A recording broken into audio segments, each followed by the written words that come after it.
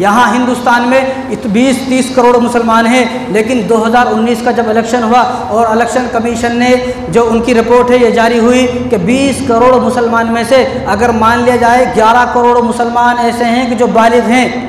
अगर 9 करोड़ को निकाल दिया जाए, 11 करोड़ मुसलमान जो बालिग हैं वो ऐसे हैं जो बालिग हैं। उन 11 करोड़ में से 2019 की बात है, अब भी जाना कि उसके बाद बहुत सारे लोग पैदा भी हो गए और बहुत सारे लोग बालिग भी हो गए। ये 2019 की रिपोर्ट है इलेक्शन कमीशन की कि 2019 में 20 करोड़ मुसलमान में से अगर 11 करोड़ बालिग हैं तो उन 11 करोड़ लोगों में से सिर्फ 7 करोड़ लोगों ने वोट डाली है।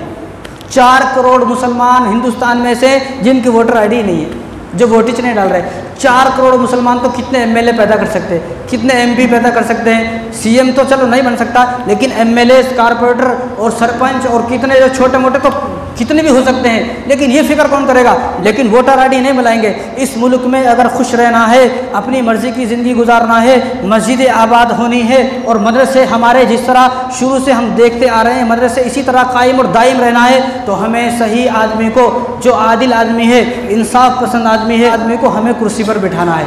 वो आदमी कुर्सी पर कब बैठेगा, जब हमारे हाथ में वोटिंग ID कार्ड होगा, तो हम वोट डालने के काबिल होंगे, तब वो आदमी बैठेगा। तो इस मुल्क में अगर इस मुल्क की तरक्की चाहिए, इस मुल्क को खुश करना है, खुश रहना है यहाँ इस मुल्क में, तो हर आदमी को चाहिए कि वो अपने वोटर ID कार्ड बनाए। हर आदमी को। अब ज़्यादा दिन नहीं है, अब ये कहा जा रहा है कि 19 तारीख तक लास्ट डेट है कि वोटर ID बनाना है। 19 तारीख लास्ट डेट है, जब तक वोटर ID बनेगी उसके बाद नहीं बनेगी। तो उससे पहले हर घर, हर बस्ती, हर गांव, हर मस्जिद के करीब जितने भी लोग हैं, आपके पड़ोस में जितने भी लोग हैं, उन सबसे पूछें कि आपकी वोटर ID बन गई नहीं बन गई है। वोटर ID बन गई है तो बहुत अच्छा है, नहीं बनी है तो उसको बनाने की कोशिश करें, वरना मस्जिदों पर हमला आए दिन अब हो रहे हैं। क्यों हो रहे हैं? क्योंकि सही आदमी, इंसाफ पसंद आदमी, आदिल आदमी कुर्सी पर नहीं है। आदिल आदमी कुर्सी पर होता तो आज मस्जिदों पर हमला नहीं होते, आज मदरसों पर हमला नहीं होते, आज मुसलमानों पर हमला नहीं होते। चारों तरफ हमले किस लिए हो रहे हैं? क्योंकि आदिल आदमी कुर्सी पर नहीं है। क्यों नहीं है कुर्सी पर? हमारा वोटर ID नहीं है। बात करने को बहुत हैं हम, लेकिन हमारा कितने ऐसे समाज में, कितने ऐसे मुसलमानों में अब भी ऐसे लोग हैं कि जो बालिग हो चुके हैं, जिनके वोटर ID नहीं है। शादी को उतावला है बहुत, लेकिन वोटर ID नहीं बनाएगा।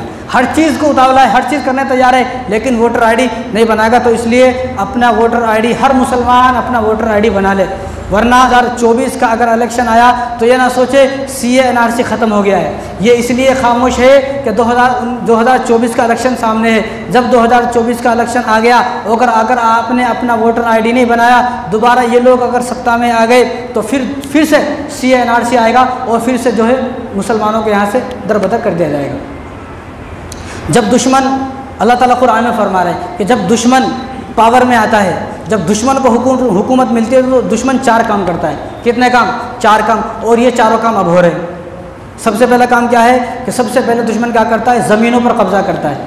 अब हो रहा नहीं हो रहा भाई, हर मस्जिद को कहा जा रहा है ये भी हमारी, ये भी हमारी, इस मस्जिद को ख़त्म करो, इस मस्जिद को ख़त्म करो। ज़मीनों पर कब्जा, और कितनी मस्जिदें हमारे यहाँ से चली गई और कितनी मस्जिदें अब जाने वाली भी हैं। अगर फिर से इलेक्शन हुआ और फिर से सरकार, मौजूदा हुकूमत फिर से आ गई तो ये बची कुची जो मस्जिद है ये भी नहीं रहेंगी। तो सबसे पहला काम दुश्मन क्या करता है? ज़मीनों पर कब्जा करता है, उनकी ज़मीनों को छीनता है और उनको हकूक़ को छीनता है। जैसे NRC और CA लाएगा, भाई मुसलमानों के हकूक़ को छीनो, इनकी शरीयत ख़त्म करो, इनको वोट डालने का अधिकार ख़त्म करो, सबसे पहला। दूसरा काम क्या करता है कि दुश्मन उनको मुल्क से निकालता है, भाई तुम यहाँ से चले जाओ। जिसको क्या कहा गया? जिसको घर वापसी का नारा दिया गया, भाई घर वापसी करो, घर वापसी। क्यों? क्योंकि तुम पहले हिंदू थे, फिर से हिंदू हो जाओ, तुम मुसलमान नहीं हो। तो दूसरा काम ये करता है। तीसरा काम क्या करता है? दुश्मन कत्ल करता है, जिस तरह हो रहा है। मॉब लिंचिंग कहाँ नहीं हो रही? कितनी मॉब लिंचिंग हो रही है, कितनी आए दिन मॉब लिंचिंग हो रही है।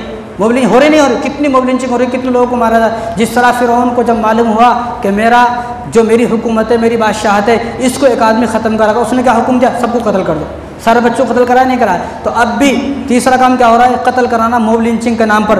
चौथा काम क्या करता है? दुश्मन जब पावर में आता है तो औरतों पर हमला करता है, औरतों की इज्जतों को ख़राब करता है। अब न जाने कितनी मुसलमान लड़कियाँ गैर मुस्लिमों के साथ भाग गई है, सबको मालूम है। तो चारों काम अब हो रहे हैं। तो जब अगर दुश्मन को यहाँ से हटाना है तो अपना वोटर आईडी कार्ड बनाना है। तो हर मुसलमान, किसी के घर में भी 18 साल का कोई लड़का है, लड़की है, बहू है, पोता है, पोतरी है, कोई भी है, तो कोई भी ऐसा ना रहे कि जिसका वोटर आईडी कार्ड नहीं है। ये सियासी बात नहीं है। ये बातें बताते हैं तो लोग बोलते हैं सियासी बात मस्जिद में काहे को हो रही। भाई ये सियासी बात नहीं है, ये अपने मुल्क की हिफाजत के लिए है, अपनी मस्जिद को हिफाजत की बात है, अपने मदरसों की हिफाजत की बात है, अपनी खानकाह और इबादत को हिफाजत की बात है। क्योंकि जब आदिल आदमी आएगा और कुर्सी पर इंसाफ पसंद आदमी होगा तो हमारी मस्जिदें भी महफूज रहेंगी, हमारी नौजवान बच्चों की इज्जत भी महफूज रहेंगी। वरना जब दुश्मन आ जाएगा तो हमारे सामने हमारी बेटियों और बहुओं की इज्जत लूटेगा, हम कुछ भी नहीं कर सकते। इसलिए सियासी बात नहीं है। इसलिए हर आदमी को चाहिए वो अपना वोटर आईडी कार्ड बनाए। कोई भी मुसलमान ऐसा ना हो जिनका वोटर आईडी कार्ड ना बना हो। हर मुसलमान 19 तारीख से आने से पहले अपना वोटर आईडी कार्ड बना ले, वरना अगर नहीं बनाया तो आपकी वोट नहीं दे पाओगे। आपके वोट न देने की वजह से कहीं फिर से गलत लोग अगर सत्ता में आ गए, हुकूमत में आ गए और गलत आदमी कुर्सी पर बैठ गया तो फिर पूरी कौम को भुगतना पड़ेगा।